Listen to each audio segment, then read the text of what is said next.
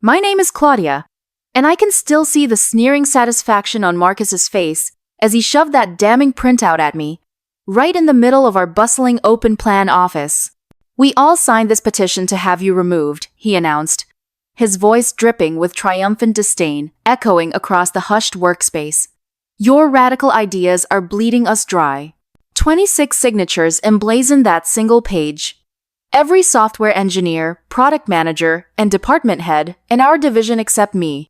The weight of their collective betrayal pressed down on my chest, a physical ache as my colleagues feigned focus on their screens, covertly watching my reaction. I took the paper, my hands steady despite the tremor inside, and scanned each name I'd greeted with shared late-night snacks and brainstorming sessions for the past 7 months. I nodded once, a subtle acknowledgement of their perceived victory, and returned to my desk. I wouldn't give them the satisfaction of seeing me break. Instead, I picked up where I'd left off, diving back into the complex algorithms of my customer experience platform, the lines of code blurring slightly as I calculated exactly how I would respond to this profound betrayal. Before I tell you what happened next, I wonder if you've ever experienced that isolating moment when everyone turns against you because they simply don't grasp your vision. Because what I'm about to share isn't just about office politics. It's about standing alone when you know, with every fiber of your being, that you're right. 7 months earlier, I had been brought in to lead the struggling digital innovations division at Apex Solutions, a renowned tech giant. The division was a dinosaur, clinging to outdated waterfall methodologies, while our agile competitors were sprinting ahead with disruptive technologies and lightning-fast deployment cycles. When CEO Isabella Martinez announced my transfer from the cutting-edge AI research lab, I'd been thrilled by the challenge.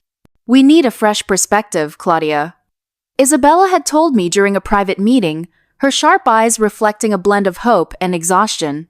"The division is stagnating, and the old guard isn't adapting. You have 8 months to turn it around before we consider a complete dismantling."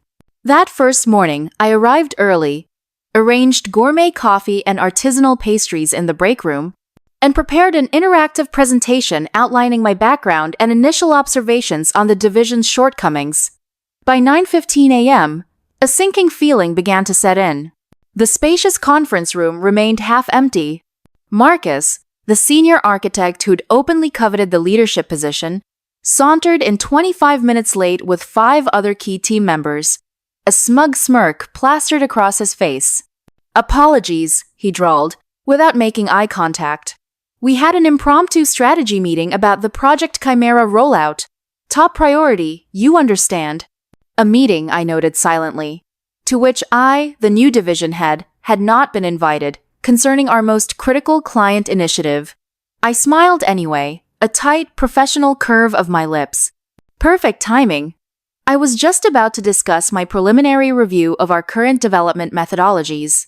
Marcus leaned back in his chair, arms crossed, exuding an air of condescension. "We've refined these processes over 2 decades, Claudia. They're industry benchmarks." Industry benchmarks? From a decade ago, I corrected gently, my voice firm. Software development and user experience design have evolved significantly since then. Our competitors are light years ahead. The temperature in the room seemed to drop several degrees. Liam, a veteran data architect who'd been with Apex for 18 years, began rhythmically clicking his pen, a subtle but insistent drumbeat of dissent. "The previous leadership understood our clients' needs," he interjected, his tone laced with thinly veiled criticism. I displayed a stark comparison chart I'd prepared. Our client churn rate has increased 18% year over year for 4 consecutive years. Meanwhile, our average project completion time has ballooned by 30%, and development costs have soared by 25%. I paused, letting the damning numbers speak for themselves. Something needs to change, drastically. That afternoon, I found my office door mysteriously missing its polished brass nameplate. The next day, my network login credentials inexplicably reset, locking me out of critical systems for half a day. Small things, certainly annoying, but not worth immediate confrontation. I knew this was a test, a calculated attempt to rattle me. I focused instead on a deep dive into our core processes, developing a comprehensive overhaul strategy that bordered on a complete paradigm shift. By week 2, I understood the fundamental problem. The division operated on a series of quick-fix solutions and superficial updates that looked good in short-term reports, but utterly failed to address underlying client needs or deliver true innovation. They prioritized immediate, easily quantifiable metrics over sustainable growth and long-term user satisfaction. During my third team meeting, I unveiled my vision. We need to prioritize deep, user-centric design and agile development over rigid, outdated frameworks. This means a significant investment in reskilling for everyone, and temporarily slowing down our release cycles to rebuild our core products properly. Elara, one of the few product managers who seemed genuinely receptive to new ideas, raised her hand tentatively. Won't that impact our quarterly delivery targets? Initially, yes, I acknowledged, my gaze sweeping across the room, anticipating the inevitable backlash. But by quarter 3, we should see significant improvements in user adoption, engagement, and ultimately, revenue that will far outweigh this temporary dip. Marcus snorted derisively. So, you want us to sacrifice our performance bonuses for some theoretical future gain, based on your untested theories? I want us to stop putting band-aids on fatally flawed processes and start building a foundation for scalable, future-proof innovation, I countered, my voice unwavering. The executive team understands this will require a substantial upfront investment. After the meeting, the whispers followed me down the hallway like a venomous cloud. When I entered the break room, conversations abruptly ceased. Crucial emails circulated without including me. Documents I desperately needed for project planning mysteriously went missing from shared drives. I began documenting everything. Meticulous records of every email, every meeting, every decision, every minor act of sabotage. I stayed late, reviewing years of client histories, identifying critical pain points and emerging market trends everyone else had stubbornly overlooked. While they publicly resisted my methods, I noticed, with a grim satisfaction, how they began quietly implementing some of my core suggestions, albeit with slight modifications, then shamelessly taking credit during management reviews. The first monthly review was predictably tense. Our numbers had indeed dipped, exactly as I'd predicted. Marcus seemed almost gleeful, presenting the downward trend without any of the crucial context I'd provided in my preliminary reports. The new leadership approach is clearly not working, he concluded, looking directly at Ethan, our stoic CFO. I waited until he had finished, allowing his negativity to hang in the air for a calculated moment before responding. As outlined in my implementation plan, we anticipated a temporary performance decrease while rebuilding our core analytics and development frameworks. However, our early indicators show user engagement up 15%, where we've applied the new methodology, and a 10% increase in positive client feedback. Ethan frowned, his gaze still on the lower numbers. We need more than engagement, Claudia. We need tangible revenue. Revenue follows engagement with a 2-month lag, I explained calmly, projecting a detailed graph onto the screen. I've included the predictive models in my report. The data speaks for itself. The following week, I discovered someone had subtly altered my presentation slides for the upcoming executive management review. Key data points had been changed, making my projections appear wildly optimistic and unrealistic.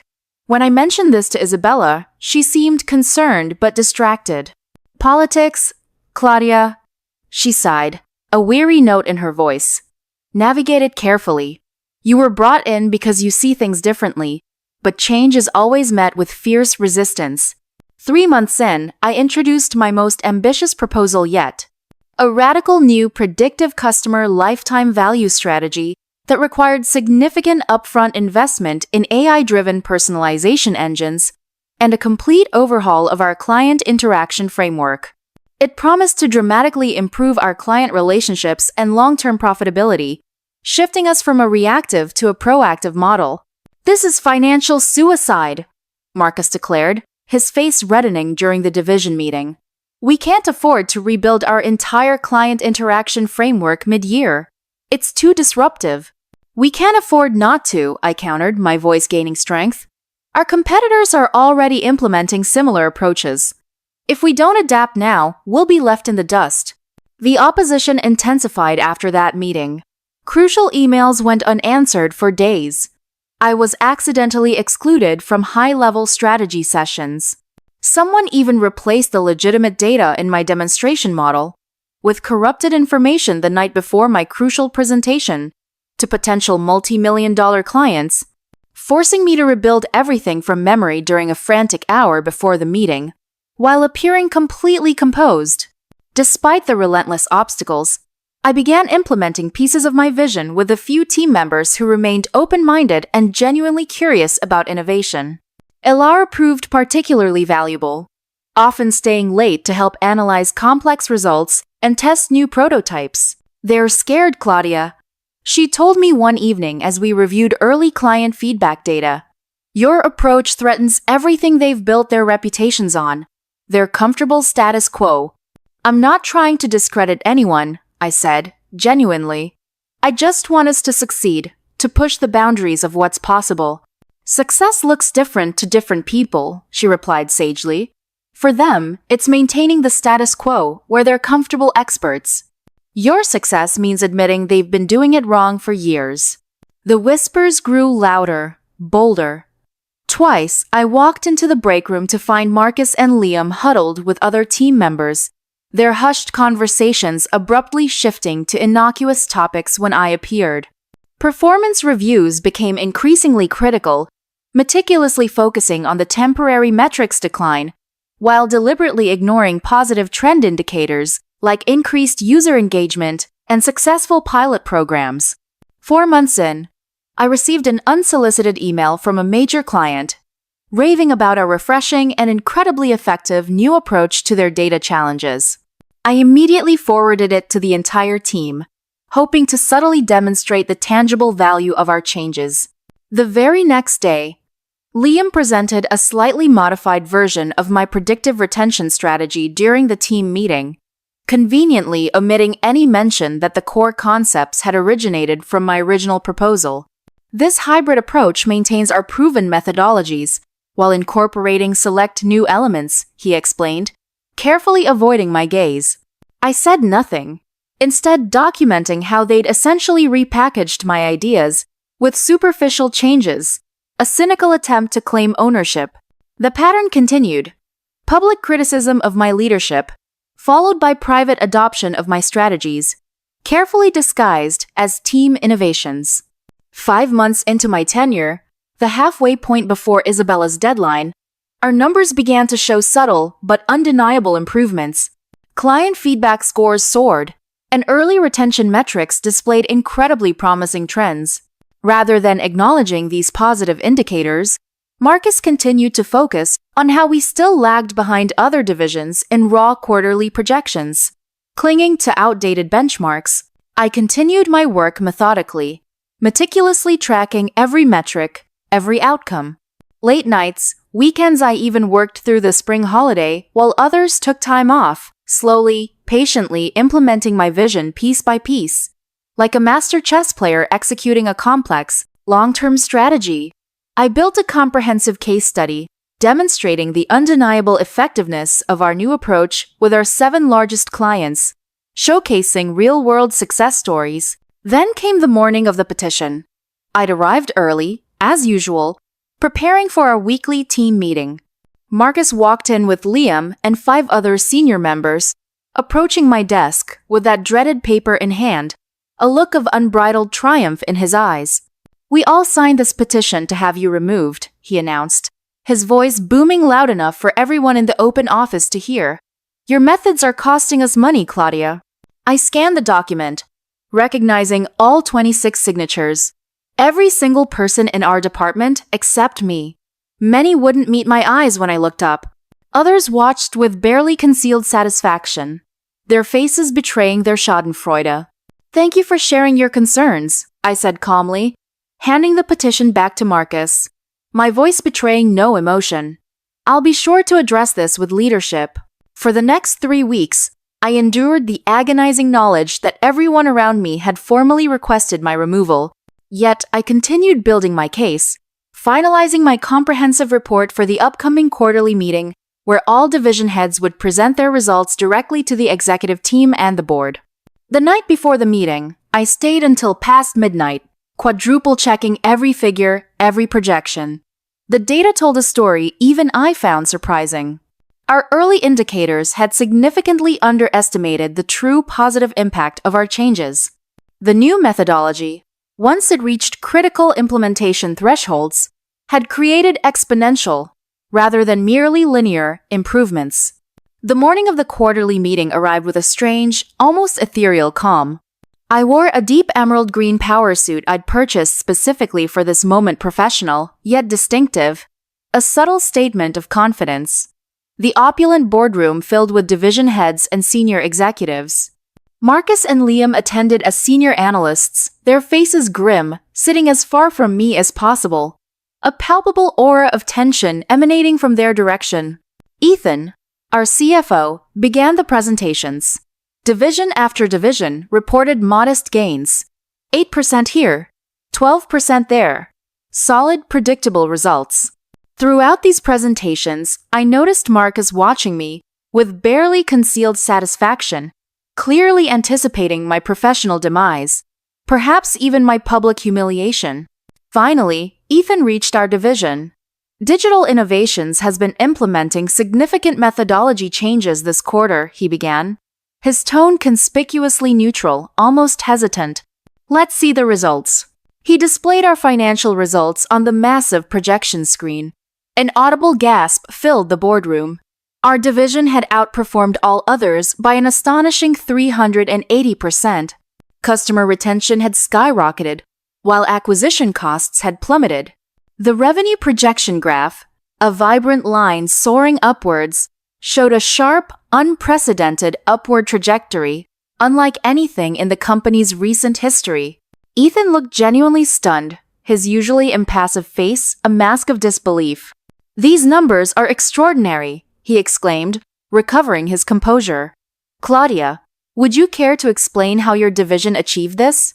I stood, walking to the front of the room with my tablet, projecting my own meticulously prepared slides. 7 months ago, our division was struggling with outdated methodologies, declining client retention, and ballooning development costs.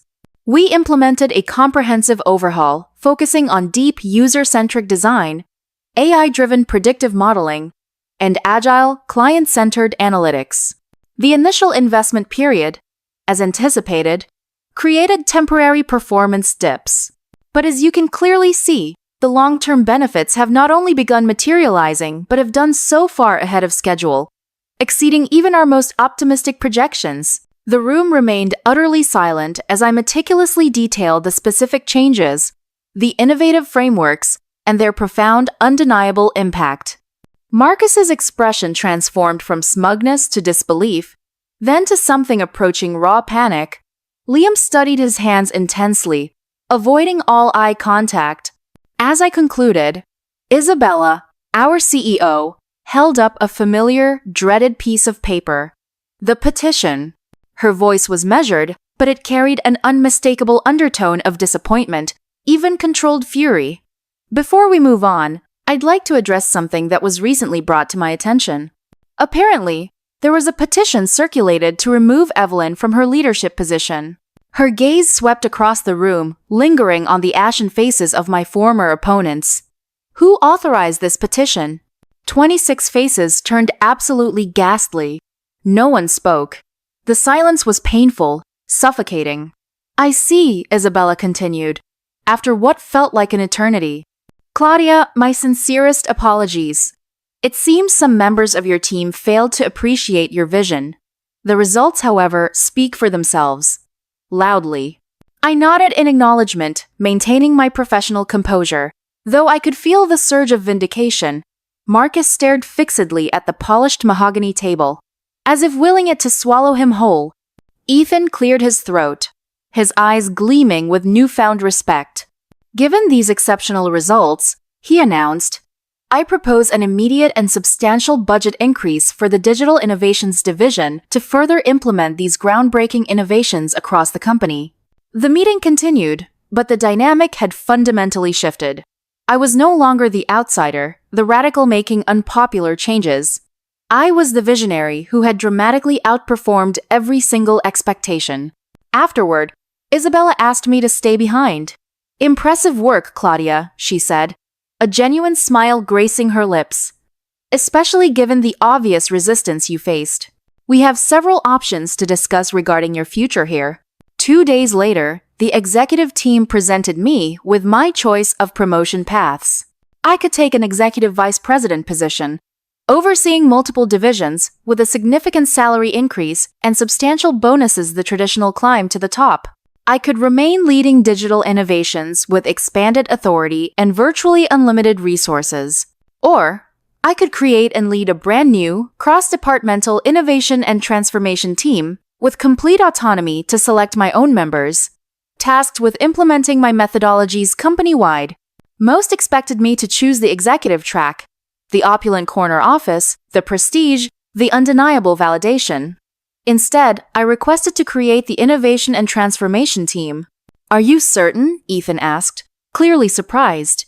His brows furrowed. "The executive position offers considerably higher compensation and direct board access." "I'm certain," I replied, "my conviction absolute.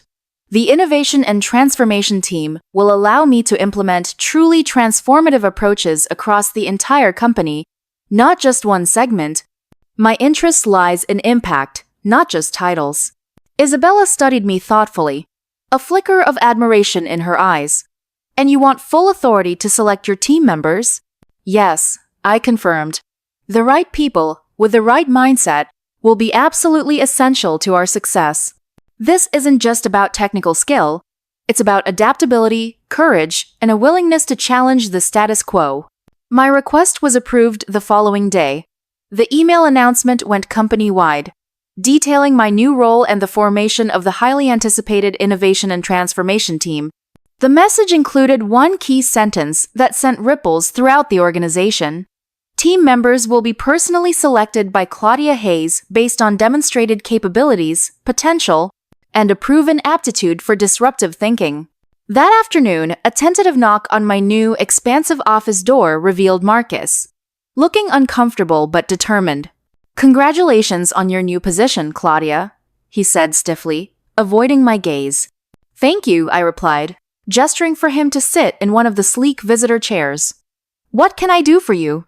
He shifted uneasily in his seat, clearing his throat. I wanted to explain about the petition." "Oh?" I prompted, allowing his words to hang in the air for a moment, thick with unspoken apologies. "We were concerned about the division's performance metrics," he stammered. It wasn't personal."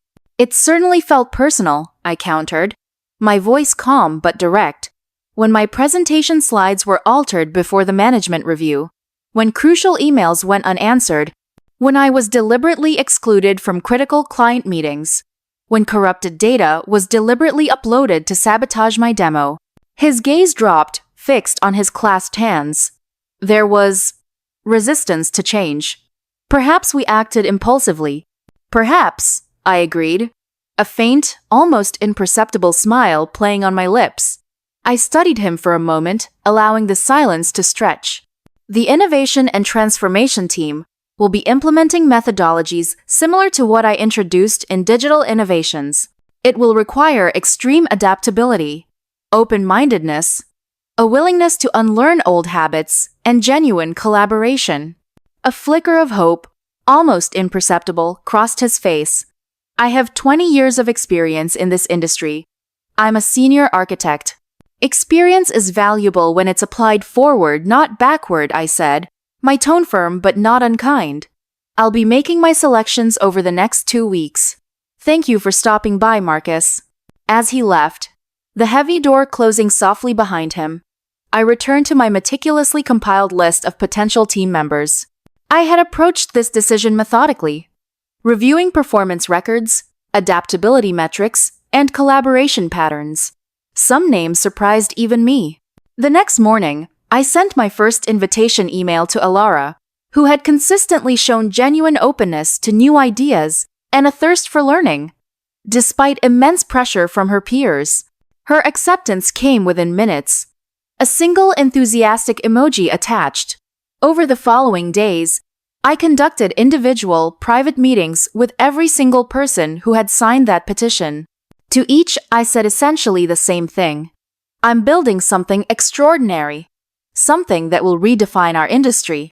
Despite our past differences, I've observed capabilities in you, a spark of potential, that could contribute significantly to this vision. Would you like to join me in shaping the future of Apex Solutions? Some, like Liam, refused immediately, their pride outweighing any professional curiosity. I prefer to remain in my current role where my expertise is established and respected, he said stiffly, his voice laced with residual resentment. Others hesitated, clearly suspicious of my motives, wondering if this was some elaborate form of poetic justice. Why would you possibly want me on your team after I signed that petition? Asked Sarah, a highly talented data visualizer, her eyes wide with apprehension. Because you're exceptionally skilled at translating incredibly complex data into accessible, compelling visuals, I replied honestly, meeting her gaze. And because I don't build transformative teams based on personal grievances or past resentments, I build them based on talent, potential, and a shared commitment to innovation. By the end of 2 weeks, I had extended offers to 15 of the 26 petition signers. 9 accepted, joining Alara on what was quickly becoming the most talked about, most sought-after team in the entire company. Those who declined watched with increasing unease as my selective recruitment continued across other divisions, bringing in brilliant, hungry minds who hadn't been part of the initial petition drama, unburdened by past biases. Marcus was the very last person I approached, 3 days before finalizing my team roster. Have you made your decision? I asked when he requested a second, almost desperate meeting. He squared his shoulders, a hint of his old arrogance mixed with something new, something that resembled humility. I'd like to join your team, Claudia. My experience would be invaluable, especially in legacy system integration. Experience alone isn't what I'm looking for, Marcus, I replied. My expression unreadable. This team requires humility, true adaptability, and genuine collaboration. Everyone will rotate through different roles, regardless of seniority. There are no special titles or privileges here. We operate as a flat, agile collective. Are you prepared for that? To potentially lead a project 1 week and support a junior engineer the next? His expression tightened momentarily, a flash of his old self, before he nodded slowly, deliberately. I believe I am. Then welcome aboard, Marcus, I said, extending my hand, a subtle shift in the power dynamic. We start Monday. Be ready to unlearn everything you thought you knew. That first Monday morning revealed exactly what my former opponents had signed up for. I had transformed a cavernous, underutilized storage area into a vibrant, open-plan workspace with modular furniture, massive digital displays, and collaborative war rooms. No stuffy corner offices, no hierarchy-reinforcing layouts. As team members arrived, they found their names on temporary desk assignments that would rotate weekly, ensuring no one got too comfortable in a single territory. Today, we establish our operating principles, I explained once everyone had settled, a sense of nervous anticipation in the air. The Innovation and Transformation team exists to develop truly transformative approaches that can be implemented company-wide, disrupting existing paradigms. We answer directly to the executive committee, but our success metrics differ fundamentally from traditional divisions. I displayed our bold charter on the main screen. We will be evaluated on implementation effectiveness, cross-divisional collaboration, long-term impact metrics like market share growth and sustained revenue diversification, not just immediate quarterly numbers. Marcus, ever the pragmatist, raised his hand. So, there's no immediate performance pressure from quarterly targets? Quite the opposite, I corrected, a glint in my eye. There's intense performance pressure, but not the kind you're accustomed to. We need to demonstrate undeniable, breakthrough value through innovation that traditional metrics often don't capture initially. We're building the future, not just optimizing the present. That first week tested everyone's limits. I instituted a first principles approach, requiring team members to question every single assumption behind existing company processes, every piece of legacy code, every client interaction. Those who had resisted my methods in digital innovations now truly discovered why my approach had succeeded. Beneath the surface-level changes lay a fundamentally different way of understanding client needs, market dynamics, and true business value. Ilera thrived immediately, her boundless enthusiasm and sharp intellect often leading intense discussion groups, unraveling complex problems with infectious energy. Others struggled with the radical lack of hierarchy and established procedures, craving the comfort of the old structure. Marcus particularly seemed to expect some form of special treatment or a senior role, which never materialized. He was just another member of the team, rotating roles like everyone else. By week 3, clear patterns emerged. Those who genuinely embraced the new methodology, who were willing to unlearn and relearn, began developing genuinely innovative, even revolutionary approaches. Those who resisted, clinging to old habits, found themselves increasingly isolated in discussions, their contributions less relevant, less impactful. I neither punished the resistant nor overtly rewarded the adaptable. I simply created a transparent, meritocratic environment where results, not seniority or past allegiances, spoke for themselves. Midway through our second month, we presented our first major innovation to the executive committee, a groundbreaking hyper-personalized client onboarding framework that integrated AI-driven predictive analytics with customized service delivery and real-time user feedback loops. The potential impact on client retention, new business acquisition, and revenue growth stunned the executives. "This is remarkable, Claudia," Isabella exclaimed, her face alight as she reviewed the projection models. "How quickly can this be implemented company-wide?" "We've designed it for phased implementation," I explained, proud of the team's foresight. "The first module can roll out next month with minimal disruption, proving the concept on a larger scale." Ethan studied the financial projections, his usual skepticism warring with genuine awe. "These numbers seem almost too optimistic." "They're conservative, actually," I replied confidently. "We've meticulously adjusted for implementation variables, potential adoption resistance, and even unforeseen market shifts. This isn't just a concept, it's a meticulously engineered solution." As we left the boardroom, Marcus caught up to me in the hallway, his steps hesitant. "That went well," he said, walking alongside me, a new note of respect, even admiration in his voice. "The executive committee clearly appreciates our work." Our work, I emphasized gently, not any individuals.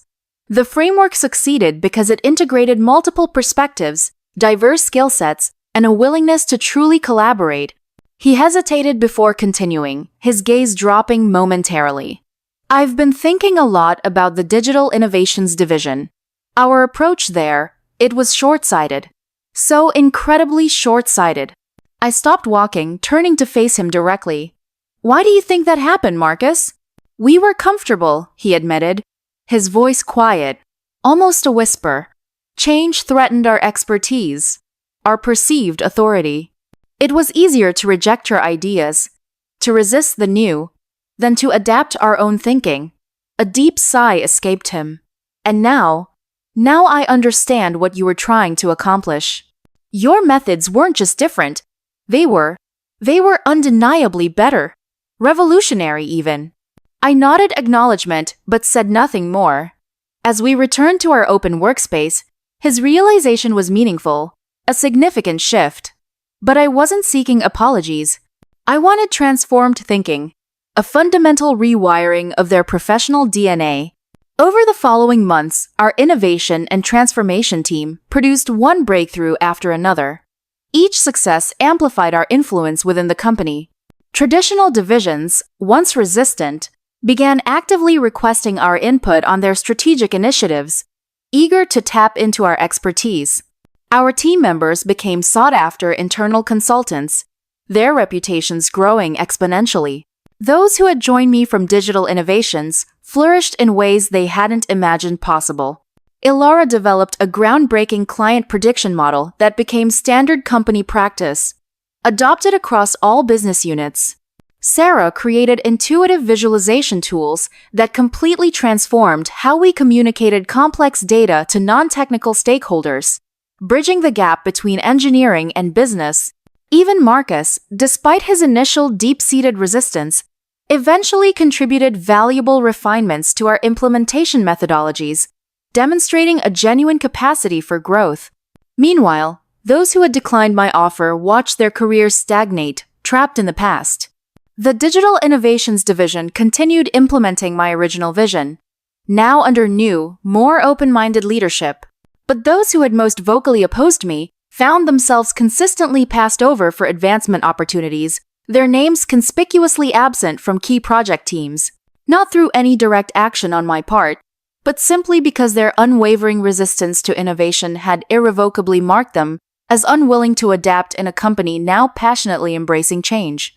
6 months after the innovation and transformation team formed, Liam, the veteran data architect, requested a meeting. I welcomed him into the sleek, glass-walled conference room where our team's successes were displayed in real-time metrics on massive digital dashboards, a testament to our impact. "Impressive operation you've built, Claudia," he said, his tone careful, almost reverent, as he glanced around at the vibrant displays. "Thank you, Liam. What can I help you with?" He cleared his throat, his posture stiff. "I've been considering a change in direction professionally. My position in digital innovations has become rather limited." "How so?" I asked, though I knew exactly what he meant. "The division has changed significantly," he acknowledged, shifting uncomfortably. "New methodologies, new leadership approaches. The skills that once made me valuable seem less relevant now. The old ways just aren't cutting it anymore." I nodded. "Evolution is inevitable in any industry, Liam. Adaptation is a choice. I was wondering if there might be opportunities within your team," he finally said, the words clearly difficult for him. I recognize I declined initially, but perhaps there's a role where my extensive experience could be valuable now. I studied him thoughtfully, a complex mix of emotions swirling within me. The innovation and transformation team is fully staffed currently. However, we're establishing satellite groups in each division to help implement our frameworks, to disseminate our methodologies company-wide. They require the same mindset we cultivate here: extreme adaptability, proactive collaboration, and forward-thinking problem-solving. A flicker of desperate hope crossed his face. I believe I could contribute in that capacity. "Applications open next week," I said, my voice neutral, leaving no room for special favors. "I'd strongly encourage you to apply through the standard process.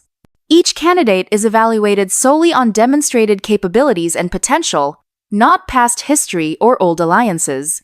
He nodded stiffly, clearly having expected a more direct, perhaps even immediate invitation. "I appreciate your consideration, Claudia." As our innovation and transformation team's influence grew, so did the interest in our methodologies from outside the company. Leading industry publications requested interviews, eager to dissect our success. Competitors, once dismissive, began openly mimicking our approaches, though often missing the underlying philosophical shift. By our 1-year anniversary, we had transformed not just internal processes, but how the entire company positioned itself in the market, becoming a beacon of innovation. During our annual review, Isabella presented the breathtaking financial impact of our innovations: a 45% increase in client retention, 30% growth in new business acquisition, and a remarkable 68% improvement in implementation efficiency across all divisions. "The board has approved a significant expansion of your team and budget, Claudia," she announced, her voice brimming with pride. "You've created something truly transformative, something that has fundamentally reshaped Apex Solutions." After the meeting, Ethan pulled me aside, a glint in his eye. "Several board members have suggested creating an executive vice president position to oversee innovation company-wide You'd be the obvious, indeed, the only, choice. I appreciate the consideration, Ethan, I replied, a small smile playing on my lips. But I believe I'm most effective leading from within the innovation process, not above it. My impact is maximized when I'm hands-on, deeply involved in the work. He studied me curiously, clearly perplexed. Most people would jump at such an opportunity, Claudia. The prestige alone. I'm not interested in titles or prestige, Ethan, I explained simply. I'm interested in impact, in building, in transforming. My true value lies in the creation, not just the oversight. That evening, as I reviewed applications for our expanding satellite teams, I reflected on how completely the company culture had transformed in just 18 months. The entrenched resistance I'd encountered initially had given way to widespread enthusiasm for innovation, a palpable buzz of excitement. The petition that had once threatened to end my career, to crush my spirit, had become a distant memory, a faint echo of a past battle. Though I kept a framed copy in my desk drawer, not as a reminder of betrayal, but as tangible evidence of how dramatically things could change, how adversity could be a powerful catalyst for extraordinary growth. Among the applications was Liam's, meticulously prepared and surprisingly humble in tone. He had completed 3 of our innovation methodology courses, voluntary training sessions we offered company-wide, demonstrating a genuine commitment to personal growth. His personal statement acknowledged his initial resistance to change and detailed, with remarkable introspection, what he had learned since. I approved his application for the Digital Innovation Satellite Team, where he would work directly under Ilara's leadership, a reversal of roles that wasn't lost on either of them. A true testament to the power of earned respect. 2 years after I first entered the struggling Digital Innovations division, Apex Solutions had become an industry leader in innovative client solutions, a true disruptor. Our stock price had more than doubled. Employee satisfaction scores reached record highs, a direct result of a culture that now championed creativity and rewarded bold thinking. The innovation and transformation team approach had spread throughout the organization, creating a vibrant culture where adaptability was valued above entrenched tradition, where continuous learning was celebrated. I began receiving offers from other companies, increasingly generous packages, eager for me to replicate our success elsewhere. While flattering, none truly captured my interest until a prominent venture capital firm, Catalyst Ventures, approached with a fundamentally different proposition. "We're not looking to hire you, Claudia," explained Naomi Vance, the firm's sharp, insightful founding partner. "During our initial meeting, we want to fund you. Your own company, built around your innovation methodologies, from the ground up, complete creative control." The proposition was incredibly compelling. Complete freedom to create an organization that embodied my vision from its very foundation, rather than attempting to transform and retrofit an existing, often resistant, power structure. After careful consideration, I agreed to meet with their full partnership team. 3 months of intense discussions, strategic planning, and meticulous legal work followed. I shared my intentions with Isabella long before making any final decisions, out of respect for her belief in me. "I expected this day would come, Claudia," she said with a sad, knowing smile. "You've simply outgrown us. Apex has become too small for your ambition." "It's not about outgrowing, Isabella," I corrected gently. "It's about creating something designed for innovation from its inception, without the inherent constraints of retrofitting existing, often legacy, systems and mindsets." "The board will make a counteroffer," she warned, a hint of desperation in her voice. "They'll match whatever compensation package you've been offered, and then some." "It's not about the money, Isabella," I assured her, my conviction absolute. "It's about building something truly groundbreaking, a new paradigm, without the constraints of established patterns, without the constant fight against ingrained resistance." When I finally announced my decision to launch my own company, Paradigm Shift Innovations, the reaction at Apex Solutions was predictably mixed. The executive team expressed genuine regret, immediately beginning robust succession planning to ensure a smooth transition. My innovation and transformation team members showed both unwavering support and a natural concern about their own futures. "What happens to the team when you leave, Claudia?" Sarah asked during our emotional group discussion. "That depends entirely on each of you," I replied, looking at their expectant faces. "The innovation structure we've built, the processes we've implemented, they will continue. Each of you has immense opportunities here. The foundation we've created isn't dependent on any single person, not even me. You are the architects of your own continued success." What I didn't share immediately was my longer-term vision. Once Paradigm Shift Innovations established itself, I planned to build a core team that perfectly reflected the collaborative, adaptive, and fearless culture we'd so painstakingly created at Apex. I would need experienced innovators, individuals who understood my methodology intrinsically, who had lived and breathed the paradigm shift approach. 2 weeks before my departure, I began individual, private conversations with select team members. To each, I said essentially the same thing, a subtle invitation. I'm building something extraordinary from the ground up, a company where innovation isn't just a department, it's the very DNA. Your unique capabilities, your commitment to pushing boundaries, would be invaluable in this new venture. There's a place for you when you're ready, but absolutely no pressure to leave Apex immediately. I made no mass announcement, no general recruitment effort. Each conversation was private, deeply personal, based on the specific qualities, the unique potential, and the unwavering commitment to innovation I'd observed in each of them over our time working together. On my final day, Apex Solutions hosted a truly heartfelt farewell gathering. Speeches highlighted the profound transformation I'd led and the lasting legacy I was leaving behind. When it was my turn to speak, I kept my message simple, yet profound. Innovation isn't ultimately about technology or processes, I said, my voice resonating with deep conviction. It's about perspective, seeing possibilities where others see only insurmountable problems, recognizing that resistance to change often masks deep-seated fear rather than genuine insight, and understanding that the most powerful impact comes not from forcing your vision on others, but from creating an environment where they can discover its profound truth for themselves.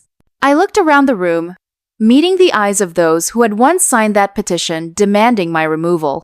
Some had, remarkably, become my strongest allies, my most fervent champions. Others had faded into corporate obscurity, clinging desperately to outdated approaches, unable or unwilling to adapt. Each had chosen their path after I had offered them the exact same opportunity. My deepest gratitude, I continued, goes to everyone who challenged me, who doubted me. Your resistance forced me to refine my vision, to strengthen my resolve, and to develop more effective, more empathetic ways to implement radical change. Success, true, lasting success, is seldom achieved through agreement alone. It's forged in the fires of dissent, and ultimately, through the courage to stand firm in your convictions. 6 months later, my new company, Paradigm Shift Innovations, launched with a suite of truly innovative client solutions that quickly captured significant market attention and disrupted established players. True to my word, I began selective recruitment of my former team members. Elara joined first, bringing her boundless enthusiasm, her infectious problem-solving energy, and her brilliant strategic mind. Sarah followed 3 months later, eager to build entirely new visualization systems without the constraints of legacy code or old-school thinking. Most surprising to many, perhaps even to me, was Marcus's arrival a year into our venture. He had remained at Apex, advancing to lead the expanded innovation and transformation team, after proving himself among the most adaptable of my former opponents, a true testament to his capacity for growth. "Why leave now, Marcus?" I asked during his interview, genuinely curious.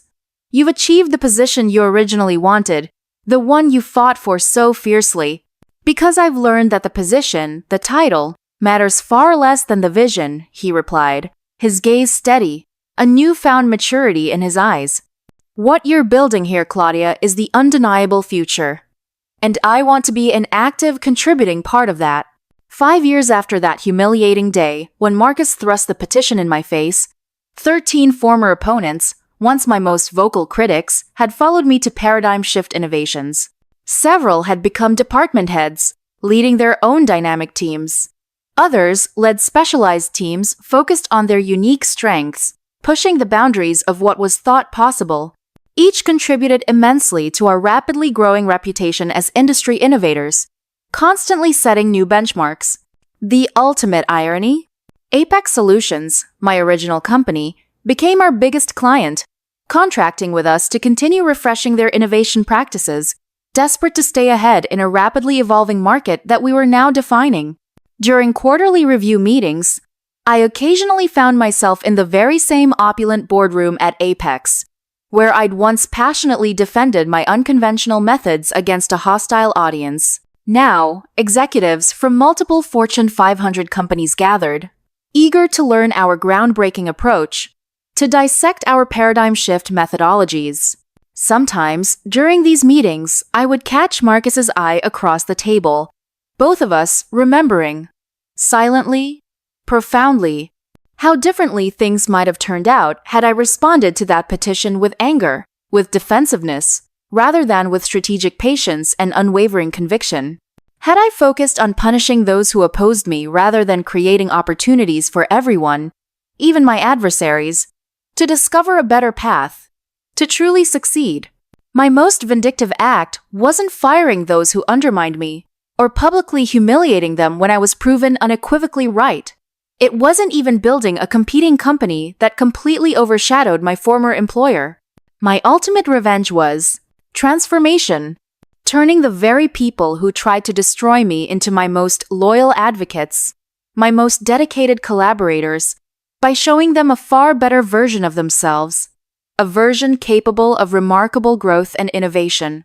On the 5th anniversary of Paradigm Shift Innovations, we held a celebratory dinner for all employees, a vibrant gathering filled with laughter and shared success. As I looked around at the familiar faces, many of whom had once signed that petition against me, I realized the true, profound power of responding to rejection with boundless opportunity rather than bitter retaliation. Success is the best revenge, goes the old saying, but I discovered something far more profound, something truly transformative. Success shared with those who once opposed you isn't revenge at all. It's redemption. For them, because they found a path to growth they hadn't known existed. And for yourself, because you proved that true leadership transcends petty grievances, inspiring even your adversaries to rise to their highest potential. The petition that once threatened to end my career, that symbolized a moment of profound betrayal, now hangs framed in my office, not as a bitter reminder of past injustices, but as powerful, undeniable evidence that the darkest professional moments, the most challenging obstacles, can become the most potent catalysts for extraordinary growth and unforeseen triumph when you steadfastly refuse to let others define your worth, when you relentlessly focus on impact, and when you dare to build something truly revolutionary. Have you ever faced opposition that seemed designed to destroy your confidence, to derail your dreams? Did you fight back directly? Or did you find another, more transformative path forward? I'd love to hear how you handled your own professional challenges and what profound lessons you learned from them. Share your story in the comments below. And if this resonated with you, please subscribe for more authentic professional journeys, for stories of resilience, and for insights into turning adversity into advantage. Remember that sometimes, just sometimes, the very people who try to tear you down become the unexpected foundation for building something far greater than you ever imagined possible.